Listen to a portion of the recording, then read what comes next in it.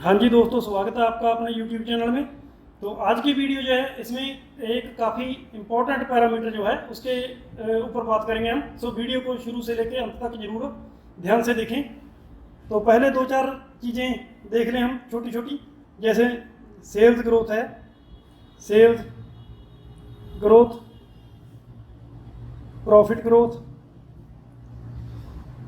तो इसका सीधा सा मतलब बनता है कि जब भी हमने फंडामेंटल्स देखने किसी कंपनी के, तो ये भी देखना है कि भाई उसकी सेल्स ग्रोथ है कितने परसेंट के हिसाब से बढ़ रही है। ईयर ऑन ईयर भी देख सकते हैं हम, क्वार्टर ऑन क्वार्टर भी देख सकते हैं। ऐसे ही प्रॉफिट ग्रोथ जो है इसको भी ध्यान में रखना होता है। तो हमें जैसे स्क्रीनर डॉट इन है जहाँ पे हम फंडामेंटल चेक करेंगे, वहाँ पे हमें बड़ी बनाई रेशो इसकी मिल जाएगी। 3 ईयर की भी मिल जाएगी, 5 ईयर की भी मिल जाएगी, 1 ईयर की भी मिल जाएगी। तो इसको हमने कंपेयर करना होता है। तो आज का जो अभी मेन जो पैरामीटर है वो है कैश फ्लो। तो ये ऐसा पैरामीटर है जो हम एक टूल की तरह इसको इस्तेमाल कर सकते हैं। और क्यों करना है, कई बार क्या होता है कि जो पैरामीटर्स हमने पहले देखे हैं उन पैरामीटर्स में कभी ना कभी कंपनी मैनिपुलेट कर सकती है। कुछ कंपनीज करती हैं, हर एक कंपनी नहीं करती है। तो हमने इसको पकड़ना कैसे है, वो कैश फ्लो हमें बताएगा। तो कैश फ्लो क्या होता है हमें ये पता होना ज़रूरी है, इसलिए हम इसके ऊपर बात कर रहे हैं आज। तो कैश फ्लो जो है,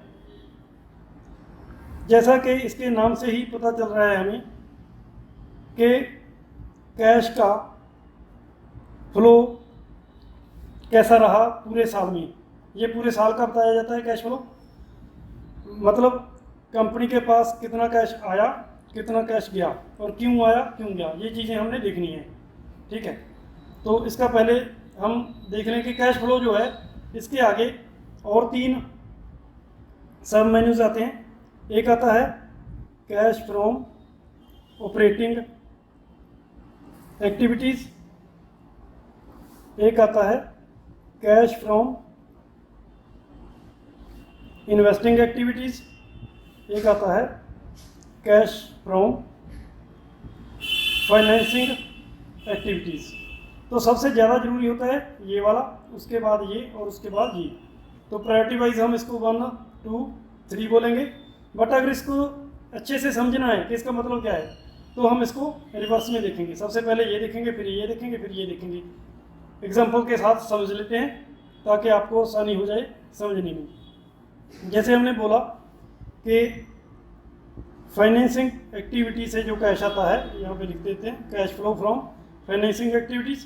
तो इसका मतलब क्या है कि मान लो जब कोई कंपनी, कोई बंदा स्टार्ट कर रहा है या वो एक्सपेंड भी कर रहा है, तो सबसे पहले किस चीज़ की ज़रूरत होगी, सबसे पहले ज़रूरत होगी फाइनेंस की। तो अगर हमारे पास कैपिटल ही नहीं है, पैसा ही नहीं है, तो हम कैसे काम करेंगे। तो फाइनेंस ज़रूरी है। इसीलिए सबसे पहले मान लेते हैं हम कि कंपनी ने या तो लोन ले लिया या तो पब्लिक से पैसा उठा लिया। तो इससे क्या होगा, इससे कंपनी के पास कैश प्लस में आ जाएगा। अगर कंपनी ने ये जो लोन लिया था इसको मान लो पे कर दिया, जब पब्लिक को कोई डिविडेंड दे दिया या कुछ भी दे दिया, तो कैश हमारा नेगेटिव में चला जाएगा। तो इसमें हमें यही देखना है बस कि कंपनी के पास कितना कैश आया, कितना कैश गया। कैश आने का सोर्स कुछ भी हो सकता है, वो बताया गया होगा सामने। ठीक है, उससे हम देख लेंगे। तो उसके बाद जब मान लो कंपनी के पास पैसा आ गया, तो उसके बाद क्या करना होगा, उसके बाद इन्वेस्टमेंट करेगी कंपनी। इन्वेस्टमेंट करेगी तभी तो काम कर पाएगी ना। इन्वेस्टमेंट में क्या कर सकते हैं कंपनी, कोई मशीनरी खरीद सकती है, कोई शॉर्ट में ही लिख देता हूँ मैं, कोई मशीन खरीद सकती है कंपनी, कोई मान लो कंपनी ने बिल्डिंग खरीद ली, कोई प्लांट लगा लिया। तो ऐसे केस में क्या होगा कि इन्वेस्टमेंट हो रही है कंपनी की। तो इन्वेस्टमेंट अगर हो रही है तो क्या होगा, कैश नेगेटिव में जाएगा। ऐसे ही कंपनी के पास मान लो लैंड थी कोई और उन्होंने ये सेल कर दी, तो अगर सेल कर दी कंपनी के पास कैश आ जाएगा, तो कैश पॉजिटिव में शो होगा। ठीक है, ये कैश कैश कैसे आया, कैश कैसे गया, यही हमने देखना है। अभी सिर्फ हम इसका मीनिंग पता कर रहे हैं। उसके बाद क्या आ जाता है, cash from operating activity. Operating activity इसका क्या मतलब है, जैसे मान लो कंपनी ने फाइनेंस भी कहीं से हासिल कर लिया और उसके बाद इन्वेस्टमेंट भी कर दी, अब क्या है, अब कंपनी बिजनेस करेगी, इसी को बोलते हैं ऑपरेशंस।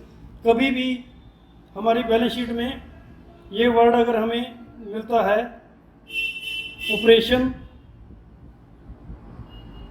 ऑपरेटिंग, इसका मतलब है बात कंपनी के कोर बिजनेस के रिलेटेड हो रही है, जिस कंपनी में, जिस बिजनेस में कंपनी डील कर रही है।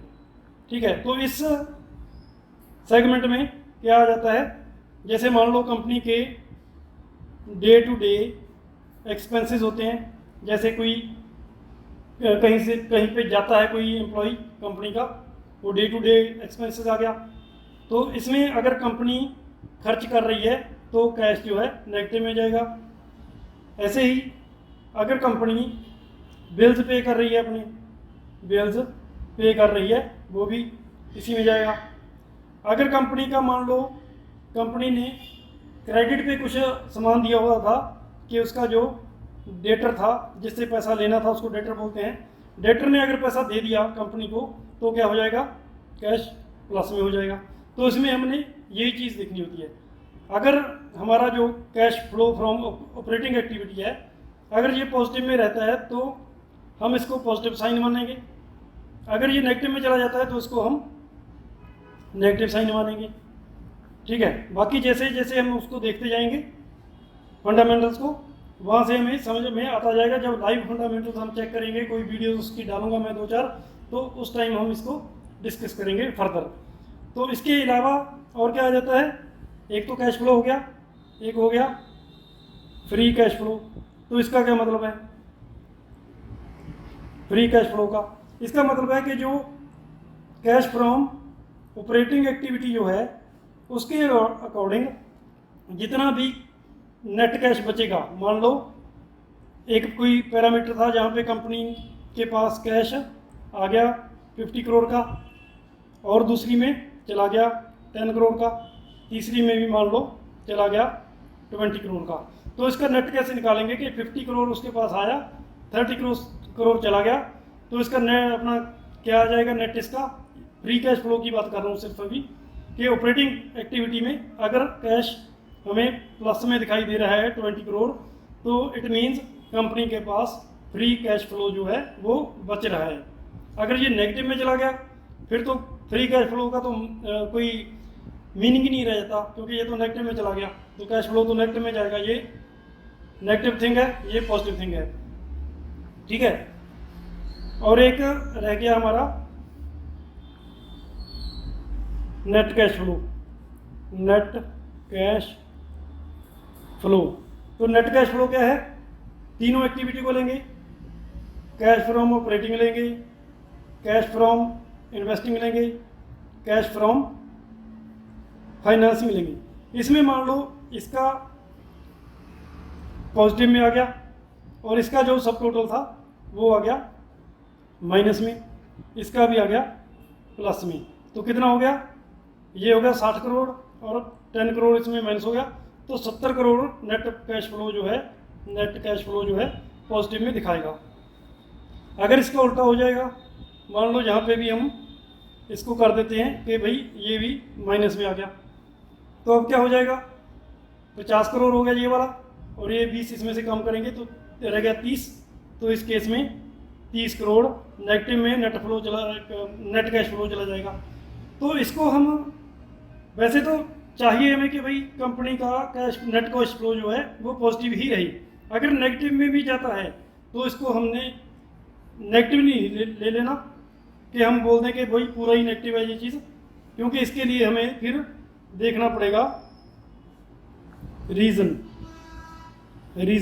देखना पड़ेगा कि क्यों कंपनी के पास नेट कैश फ्लो जो है वो नेगेटिव में आया। हो सकता है कंपनी ने कोई इन्वेस्टमेंट कर दी हो जिसमें उसका कैश चला गया तो वो नेगेटिव में आ गया, या कंपनी ने अपना बिजनेस एक्सपेंड किया हो उसमें कंपनी का कैश फ्लो नेगेटिव में आ गया। तो ये चीज़ें कंपनी के लिए पॉजिटिव है ना, अगर वो अपना बिजनेस एक्सपेंड कर रहे हैं। तो इस केस में अगर नेट कैश फ्लो नेगेटिव में भी आ रहा है, माइनस में भी आ रहा है नेट कैश फ्लो, तो भी हम इसको पॉजिटिविटी के रूप में ही मान के चलेंगे। कंपनी के लिए पॉजिटिव है ये चीज़। अगर कंपनी के पैरामीटर जो हैं, जो नेट कैश फ्लो में हम देखेंगे, अगर उसमें हमें कोई ऐसा रीज़न नहीं मिलता है कि वो लॉजिकल रीज़न हो कि कंपनी ने कैश कहाँ पे खर्च कर दिया, तो फिर हम इसको नेगेटिव मानेंगे। ठीक है, ये चीज़ें हमके पता कैसे चलेंगी, जब हम डीप डाइव करेंगे कंपनी के पैरामीटर्स जो हैं, फंडामेंटल जो हैं, जब उनमें हम डीप डाइव लगाएंगे तब हमें पता चलेगा कि एक्चुअल रीज़न क्या था। सो reason is the most important parameter itself. ठीक है, अगर ये रीज़न जो है फंडामेंटल्स में कहीं पे भी नहीं आता, बट हमारे लिए ये रीज़न जानना बहुत ज़्यादा ज़रूरी है अगर हम किसी कंपनी को सही से एनालाइज करना चाहते हैं तो। सो ठीक है, आने वाले टाइम में ये सब चीज़ें जो हैं डिस्कस करेंगे हम। बाकी मेरे को कमेंट्स में ज़रूर बता दो कि समझ में आ रहा है या नहीं आ रहा है, कोई डाउट्स रह रहे हैं तो वो पूछो प्लीज़, सो दैट मेरे को पता चल सके जो मैं चीज़ें बताने जा रहा हूँ या बता रहा हूँ वो आपको समझ में आ रही हैं या नहीं आ रही हैं। कोई इसमें चेंज करने की जरूरत हो वो भी आप अपना सुझाव मेरे को दे सकते हैं। सो ठीक है, वीडियो देखने के लिए आप सबका धन्यवाद।